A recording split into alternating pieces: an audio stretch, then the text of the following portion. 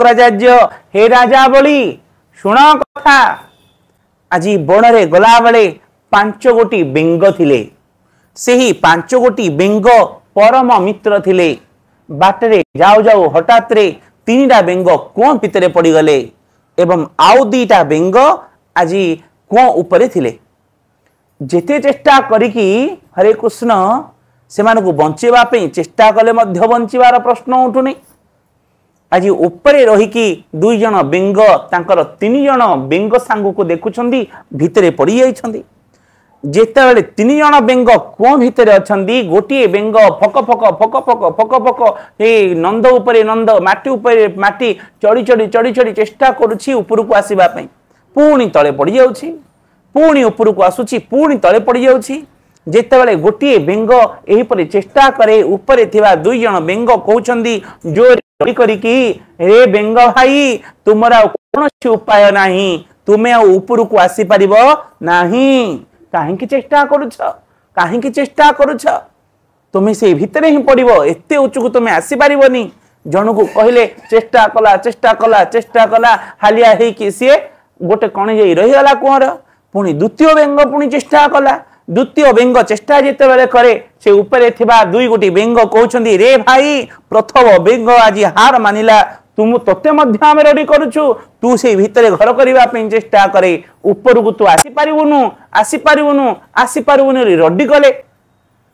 जेते बेले रड्डी कले मध्य चेष्टा करे पुणी पड़ी जाए चेष्टा करे पुणी पड़ी जाए द्वितीय बेंगडा मध्य हार मानिकी आज गोटे कणे पड़ी गला तृतीय बेंगडा पुणी चेष्टा करे ऊपर को आसीबा पे आज ऊपर थिबा सेही 2 बेंग पुणी रेडी करे हे राजा बोली सुनुछु ना आज से तृतीय बेंग जेते बेले ऊपर को चढ़ीबा पे चेष्टा करे आज से ऊपर बसी 2 जन बेंग आज रेडी करी कहउछंदी 2 जन तो हार मानिले तू काहे चेष्टा करूछु आसना पुणी ऊपर को चढ़े तळे पड़ी जाए पुणी कहउछंदी ऊपर थाई कि रेडी करी कि अरे आसी परिबुनु ऊपर को काहे चेष्टा करूछु भितरे टिके घर करे जोर रेडी करंती तथापि आउ थरे चेष्टा करे चेष्टा करी करी तृतीय बेंग ऊपर को आसी गला निदाय हरि बोल सेठी कहउछंदी शुक्राचार्य बोली महाराज को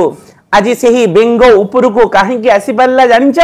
भाबुथबो सी चेष्टा करी करी चेष्टा केबे अंत नथिबो तेनु सी आसी पारिला किंतु ताहा नुहे आउ कोन बेंग आसीबार केवल मुख्य कारण होछि बेंग काला थिला तृतीय बेंगडा काला थिला ऊपर 2 जन जहा जहा कहउथिले मध्य ताकू सुबु नथला निधाई गौधारी तेनो सी ऊपर को आसीला अरे पिलाटा हंसिला हरे कृष्ण बुझिले ना एही संसार रे जेते बेले भक्ति मार्ग रे जिबे लोक सेही परि रड्डी करिवे लोक सेही परि रड्डी करिवे नाही तू करि परिबुनु नाही तो रहि परिबोनी आमे की छार मनुष्य आज्ञा ठाकुर को भजन करिवो भक्ति करिवो दान करिवो पुण्य करिवो सबु जाक रड्डी करिवे आज तिलक कले लोक रड्डी करिवे तुलसी माला पिंधिले लोक रड्डी करिवे शिक्षा रखिले लोक रड्डी करिवे मंदिर को गले लोक रड्डी करिवे मठु आसिले लोक रड्डी करिवे तीर्थ को गले लोक रड्डी करिवे जदि सेमानंकर रड्डी शुणी शुणी तुमे रहि जिवो से 2टा बेंग जेउ परि भितर रहलेनी तुमे मध्य ठीक रहि जिवो तेनो बाहर कथा सुनिबा पे हेले काला ही जाओ निताई गौरारी जेतले बाहर कथा न सुनी तुमे प्रस्तुत ही जीवो काला ही जीवो ताले तुमर विजय लाभ रहिबो।